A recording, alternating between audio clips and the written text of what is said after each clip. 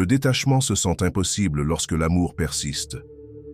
L'esprit résiste, le cœur resserre son emprise, et chaque fibre de votre être crie contre l'idée de lâcher prise. Mais la douleur du détachement n'est pas causée par l'amour lui-même. Cela est causé par la façon dont nous le percevons. Nous associons le détachement à la perte, à l'absence, à la finalité cruelle de quelque chose qui se sentait autrefois éternel. Et pourtant, c'est une perspective erronée. La vérité est que le détachement n'a pas à être douloureux. En fait, lorsqu'il est fait avec clarté et conscience de soi, cela peut être l'une des expériences les plus libérateurs de votre vie. Ce qui rend le détachement insupportable n'est pas l'acte lui-même, mais notre refus de l'accepter. Nous nous accrochons, pas nécessairement à la personne, mais à la version de nous-mêmes qui existait avec elle. Leur présence a validé quelque chose en nous, a rempli un espace que nous avions trop peur de remplir nous-mêmes. Et donc, quand ils partent, on a l'impression que nous perdons plus qu'eux. Nous perdons une partie de nous-mêmes, mais c'est une illusion. L'amour que vous avez ressenti, les souvenirs que vous avez partagés, ils sont réels, mais ce ne sont pas votre identité. Vous étiez entier devant eux, et vous restez entier après eux. La seule chose que vous lâchez, c'est l'attachement, pas l'amour. Nous craignons le détachement parce que nous le confondons avec l'abandon.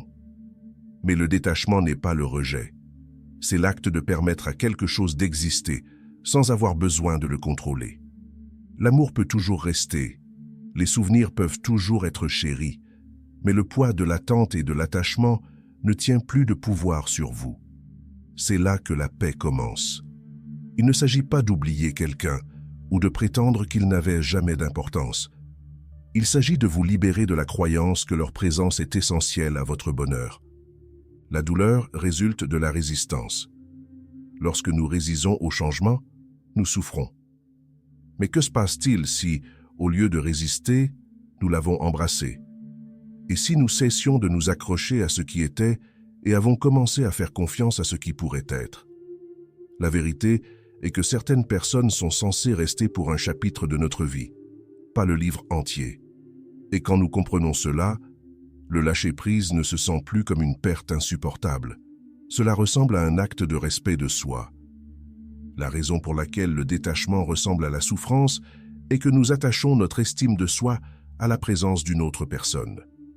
Mais que se passe-t-il si vous pouviez prendre toute cette énergie, tout cet amour et le rediriger vers l'intérieur? Imaginez si l'espace qu'ils ont laissé n'était pas un vide, mais un champ ouvert, attendant d'être rempli de nouvelles expériences, de nouvelles passions, de nouvelles parties de vous-même que vous n'avez pas encore découvertes. Le processus de détachement ne consiste pas à perdre, il s'agit de récupérer. Il est facile de penser que la tenue prouve l'amour, que plus nous nous accrochons, plus nous montrons à quel point nous nous soucions. Mais l'amour n'est pas mesuré par combien nous refusons de lâcher prise. L'amour est mesuré par combien nous respectons son évolution naturelle. Et parfois, la forme d'amour la plus profonde permet à quelque chose de se terminer sans ressentiment, sans amertume, juste une gratitude pour ce qu'elle était. Lâcher prise ne signifie pas effacer les émotions. Cela ne signifie pas vous arrêter de la beauté de ce qui était autrefois. Cela signifie choisir votre paix plutôt que votre attachement. Cela signifie reconnaître que l'amour, dans sa forme la plus pure, ne nous enchaîne pas à la souffrance, il nous libère. Le vrai détachement se produit lorsque vous n'avez plus besoin de tenir quelque chose de si étroitement pour l'apprécier. Au moment où vous comprenez cela, le détachement cesse d'être quelque chose à craindre. Vous commencez à réaliser que rien ne vous laisse vraiment. Chaque connexion, chaque amour, chaque moment significatif devient une partie de qui vous êtes. Mais ils ne vous définissent pas. Vous vous définissez. Et c'est pourquoi le détachement n'est pas douloureux. Ce qui est douloureux, c'est tenir quelque chose qui vous a déjà lâché. Lâcher prise doit être simple. Si quelque chose ne nous sert plus, si cela provoque plus de douleur que de joie, nous devrions pouvoir nous éloigner. Mais nous ne le faisons pas. Nous tenons, même lorsque nous savons que nous ne devrions pas. Nous saisissons des souvenirs comme les lignes de vie, rejouons des conversations qui n'auront plus d'importance et nous convaincre que peut-être que les choses pourraient encore changer. Mais pourquoi? Pourquoi est-il si difficile de se détacher, même lorsque nous savons que c'est nécessaire? La réponse réside dans la façon dont nous sommes câblés. L'attachement n'est pas seulement une expérience émotionnelle, c'est un mécanisme de survie. À partir du moment où nous sommes nés, nous apprenons que la connexion est égale à la sécurité. En tant qu'enfants, nous dépendons des gens qui nous entourent pour se sentir en sécurité, valorisés et aimés.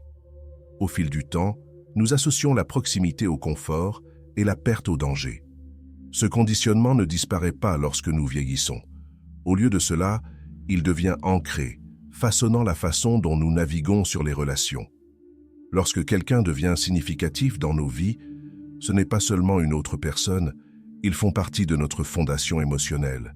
Et lorsque cette fondation est menacée, notre instinct est de se battre pour cela, même lorsqu'il s'effondre déjà. Mais l'attachement n'est pas l'amour. L'amour est gratuit, vaste et ouvert. L'attachement est serré, captivant et suffocant souvent. Nous ne nous réservons pas seulement aux gens. Nous nous tenons à ce qu'ils représentent. Nous gardons l'idée qu'ils nous complètent, qu'ils nous rendent entiers. Nous tenons les moments qu'ils nous ont fait sentir vivants, croyant que si nous lâchons prise, ces moments disparaîtront. Mais voici la vérité. L'amour que vous avez vécu, le bonheur que vous avez ressenti, ces choses vous appartiennent, pas eux. Ils étaient réels parce que vous y étiez. Ils existent en vous et personne ne peut enlever cela. Ce qui rend le lâchement encore plus dur, c'est l'illusion de la survie émotionnelle. Nous nous trompons pour croire que sans eux, nous nous sentirons vides. Que si nous détachons, nous perdrons quelque chose d'essentiel. Mais ce que nous ne réalisons pas, c'est que le détachement ne nous prend rien. Il supprime seulement ce qui n'est plus aligné avec notre bien-être. La douleur ne vient pas de les perdre. Cela vient de la perte de l'illusion dont nous avions besoin d'eux pour aller bien. Et pourtant, nous résisons. Nous romantialisons le passé, filtrons le mauvais et s'accrochant au bien. Nous avons laissé la nostalgie nous inciter à croire que ce que nous avions était meilleur que ce que nous pouvions avoir.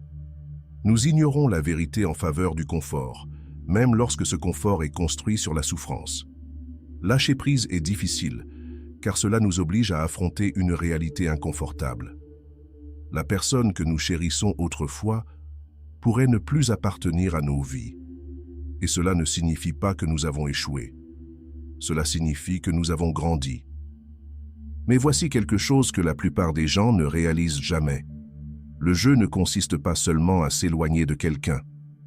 Il s'agit de revenir vers vous-même. Il s'agit de récupérer l'énergie que vous avez déjà versée dans une autre personne et de l'utiliser pour reconstruire votre propre sens de l'intégralité. Parce que la vérité est que vous n'étiez jamais incomplet au départ. Le deuil est une partie inévitable du détachement. Nous pensons souvent que passer à autre chose devrait être une pause propre, une décision simple de lâcher prise et d'avancer. Mais les émotions ne sont pas logiques. Ils ne suivent pas les commandes et ils obéissent à des délais. Lorsque nous nous détachons de quelqu'un que nous aimions autrefois, nous ne nous éloignons pas d'une personne. Nous pleurons la version de nous-mêmes qui existait avec lui. C'est ce qui rend le détachement insupportable. Le chagrin de perdre plus qu'une simple relation. C'est la perte de rire partagé, d'une compréhension tacite, de l'avenir imaginaire qui ne se déroulera jamais. C'est la perte de routine, des habitudes familières, des petits moments qui ont rendu la vie un peu plus significative. Mais peut-être que le chagrin le plus profond vient de perdre le sentiment d'identité qui a été construit autour de cette connexion. Nous nous demandons, qui suis-je sans eux? Et dans cette incertitude, la douleur trouve son chemin. Mais le chagrin n'est pas l'ennemi. L'éviter, le supprimer, le courir, c'est ce qui fait que le détachement blesse beaucoup plus qu'il ne le devrait. La vérité est que le chagrin n'est pas une punition pour aimer. C'est la preuve que quelque chose comptait. C'est la désintoxication émotionnelle qui élimine les restes de l'attachement et fait de la place pour quelque chose de nouveau. Mais au lieu de nous permettre de le ressentir, nous résisons. Nous nous battons contre l'inconfort, espérant contourner la tristesse en nous distrayant ou en prétendant que nous ne nous en soucions pas. Pourtant, ce que nous résumons persiste. Et plus nous nous retenons de temps, plus nous devenons enchevêtrés dans le passé. Le détachement sans douleur est possible, mais seulement lorsque nous cessons de craindre le chagrin. Nous devons nous permettre de nous asseoir dans l'inconfort, de reconnaître le poids de ce que nous lâchons. Cela ne signifie pas se livrer à une tristesse sans fin ou à rejouer des souvenirs jusqu'à ce qu'ils nous suffosent. Cela signifie reconnaître que la douleur est un passage, pas une prison. C'est quelque chose à traverser, pas quelque chose pour rester piégé. Le processus de chagrin émotionnel est venu en vagues. Certains jours se sentiront comme la liberté. D'autres auront envie de couler. Mais chaque vague passe. Et avec le temps, ils deviennent plus petits, moins écrasants. La clé est de croire qu'aucune émotion n'est permanente. Tout comme l'amour est venu, l'amour s'est transformé et l'amour est parti, il en va de même pour le chagrin s'estomper en quelque chose de plus doux, quelque chose qui ne vous alourdit plus, mais vous enseigne plutôt quelque chose de précieux sur vous-même. Le vrai détachement ne consiste pas à éviter le chagrin. Il s'agit de le comprendre. Il s'agit de savoir que le simple fait que quelque chose soit terminé ne signifie pas qu'il a été gaspillé. Chaque expérience, chaque connexion, chaque amour laisse quelque chose derrière, quelque chose qui fait partie de qui vous êtes. Et lorsque vous adoptez cela, le détachement n'est plus un acte d'effacement. Cela devient un acte de transformation. Le détachement commence au moment où vous arrêtez de chercher un soulagement en dehors de vous. La partie la plus difficile de lâcher prise n'est pas l'absence de l'autre personne, c'est l'habitude de s'accrocher émotionnel. Nous saisissons des souvenirs, nous chassons la fermeture, nous recherchons des panneaux qui peut-être que la porte n'est pas complètement fermée. Mais l'accrochage ne préserve pas l'amour, il ne prolonge que la souffrance. La paix vient lorsque vous vous rendez compte que vous n'avez pas besoin de vous accrocher à quelque chose pour que cela ait compté. Il y a un moment dans chaque voyage de détachement, lorsque la douleur se transforme en autre chose, l'acceptation, la compréhension, voire une gratitude tranquille. Mais ce changement ne se produit pas seul. Cela nécessite une décision consciente de cesser de nourrir l'attachement. Chaque pensée qui idéalise le passé, chaque rediffusion de ce qui était, chaque espoir persistant qui vous maintient lié à quelque chose déjà parti, ce sont les fils invisibles qui vous tiennent liés.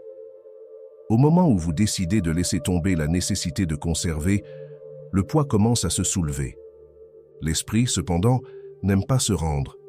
Il cherche des moyens de garder la pièce jointe en vie, vous convaincre que si vous lâchez prise, vous perdrez quelque chose d'irremplaçable. Mais que se passe-t-il si le lâcher-prise ne concerne pas du tout la perte? Et s'il s'agit de faire de la place à quelque chose de plus profond, votre propre paix, votre propre identité au-delà de la relation, votre propre sens de l'intégrité qui ne dépendait jamais de personne d'autre? Briser le cycle de l'accès émotionnel nécessite un changement interne. Vous devez cesser d'attendre quelque chose d'extérieur pour vous libérer. Des excuses, une explication, l'illusion de la fermeture. La fermeture que vous recherchez ne viendra jamais de l'extérieur de vous. Il s'agit d'un processus interne, d'une décision silencieuse, de ne plus permettre au passé de dicter votre présent. Le chemin vers la paix intérieure ne consiste pas à oublier ou à prétendre que vous ne vous en souciez pas. Il s'agit d'entrer dans une nouvelle réalité où vous ne vous définissez plus par qui vous étiez lorsque vous étiez avec eux. Il s'agit de regarder dans le miroir et de se voir, non pas à travers l'objectif d'une relation, mais comme vous le êtes vraiment, que digne et suffisamment seul.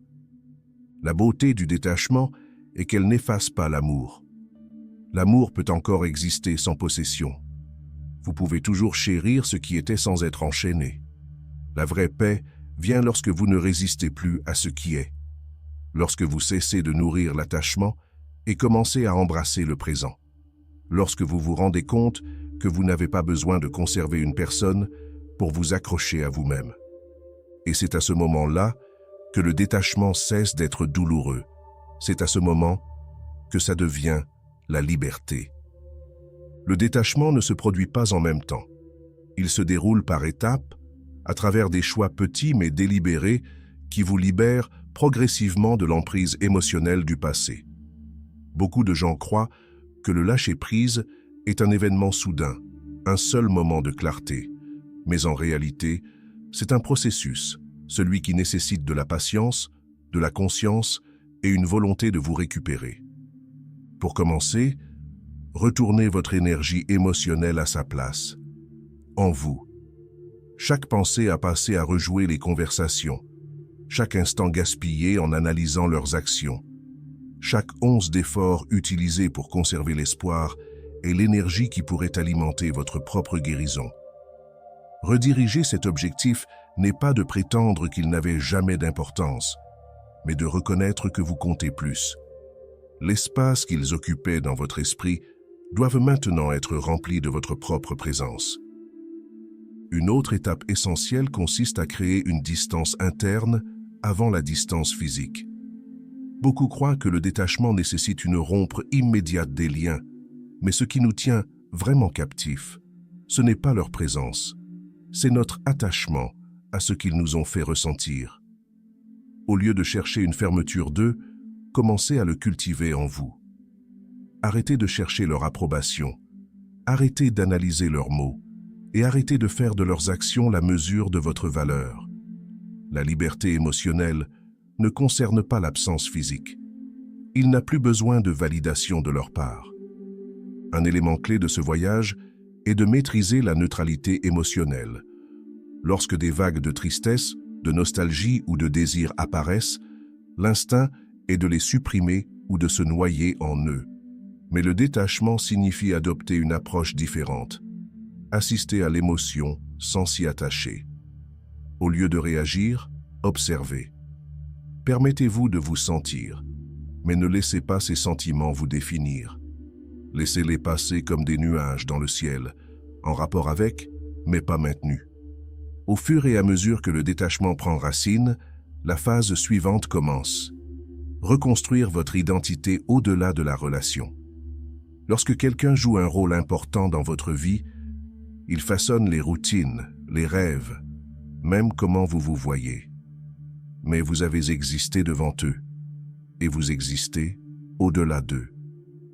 Il est maintenant temps de renouer avec qui vous êtes, en dehors de cet attachement. Qu'est-ce qui vous excite? Quelles parties de vous-même ont été négligées pendant que vous vous concentriez sur eux? Chaque moment passé à nourrir votre propre croissance affaiblit la main du passé. Le changement final, et peut-être le plus profond, consiste à embrasser votre nouvelle réalité. Le détachement n'est pas un acte passif, c'est un choix continu que vous faites chaque jour. Choisissez de libérer le besoin de contrôle. Choisissez de voir le lâcher-prise non pas comme une perte, mais comme une ouverture pour quelque chose de mieux.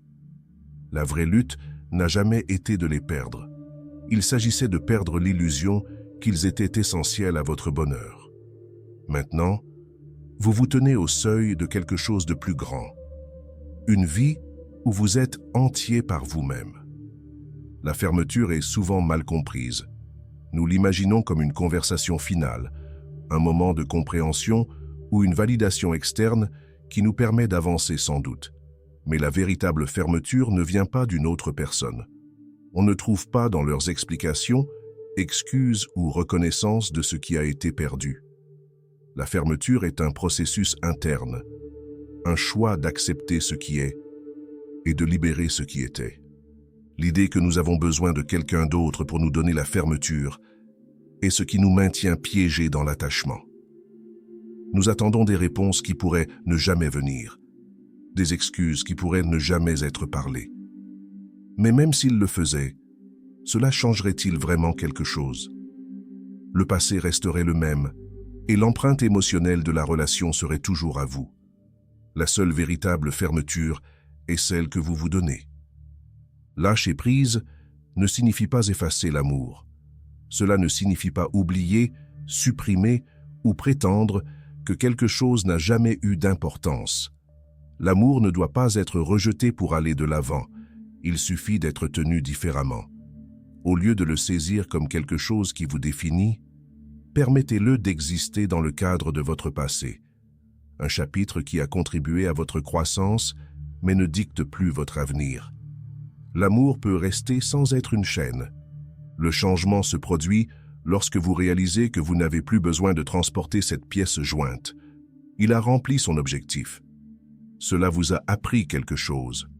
Et maintenant, vous décidez quoi en faire. Voulez-vous le laisser vous retenir, vous gardant attaché à quelque chose qui ne soit plus aligné sur votre chemin? Ou allez-vous le libérer avec gratitude, en comprenant que sa valeur ne diminue pas simplement parce qu'elle n'est plus présente? Le vrai détachement n'est pas la froideur. Ce n'est pas de l'amertume. Ce n'est pas un refus de reconnaître ce qui était autrefois significatif. C'est la capacité d'honorer l'amour sans avoir besoin de le posséder. C'est la confiance silencieuse, à savoir que vous êtes entier, peu importe qui reste ou part. Et lorsque vous atteignez cet état, vous vous rendez compte que la fermeture n'a jamais été quelque chose qu'il pouvait vous donner. C'était quelque chose que vous aviez le pouvoir de créer depuis le début. Si ce message a résonné avec vous, c'est parce que vous êtes prêt à reprendre votre paix. Et vous n'avez pas à le faire seul. Abonnez-vous et faites partie d'une communauté qui comprend vraiment ce que signifie lâcher prise, guérir et grandir. Votre voyage compte ici. Si vous avez trouvé de la valeur dans cette vidéo, envisagez de laisser tomber un super merci. Cela aide à garder cet espace en vie et nous permet de continuer à créer du contenu qui vous parle. Partagez vos pensées dans les commentaires et continuons à avancer ensemble. Vous n'êtes pas seul dans ce domaine.